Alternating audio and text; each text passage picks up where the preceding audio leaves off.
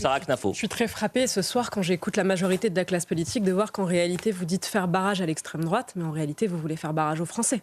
Parce que là, le verdict des urnes est très clair. Les Français ont parlé, c'est à eux que vous voulez faire barrage. C'est une élection à deux tours, madame. Quand on vous écoute, monsieur, on a l'impression que vous avez beaucoup plus de griefs contre la France insoumise de Mélenchon que contre le Rassemblement national en vérité.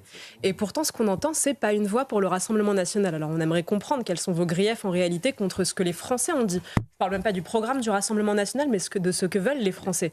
Je crois que ce soir, il y a une seule force politique qui a appelé très clairement à voter pour le Rassemblement national et pour les candidats des LR quand ce sont eux qui sont au second tour, donc pour toute la droite et ses reconquêtes.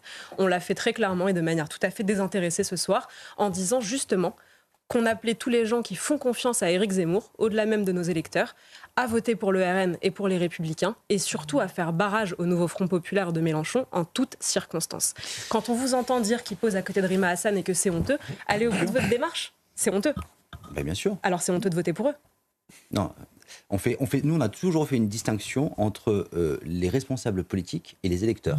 Moi, je n'ai jamais insulté le moindre électeur et bien entendu, il ne s'agit pas d'insulter les électeurs, il s'agit parce qu'on peut entendre des invectives circuler de leur donner un conseil avisé. J'ai lu des propos qui m'ont scandalisé sur Twitter, disant 12 millions et une insulte derrière. Enfin voilà, je trouve que cette stigmatisation, elle est totalement contre-productive. On a cessé de le dire. Demain, quelle que soit la majorité qui sera élue à l'Assemblée, le pays restera, le pays devra être gouverné collectivement. Ouais. Donc nous, on n'a jamais joué sur les fractures de la société. Politique, est-ce que votre devoir, ce n'est pas de dissuader les électeurs qui veulent voter pour ce qui vous choque vous-même, à savoir le nouveau Front populaire de Mélenchon? On a été extrêmement clair pendant cette campagne très courte de dénoncer deux programmes qui les deux menaient au chaos. Très bien, si on a le Rassemblement national et qu'en face on a un candidat... Les deux mènent au chaos.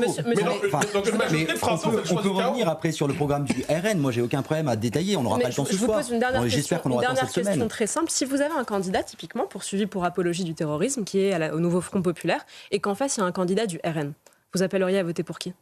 Pas une voix pour le RN, c'est ce qu'a dit Gabriel Attal. Donc pour un fichier S.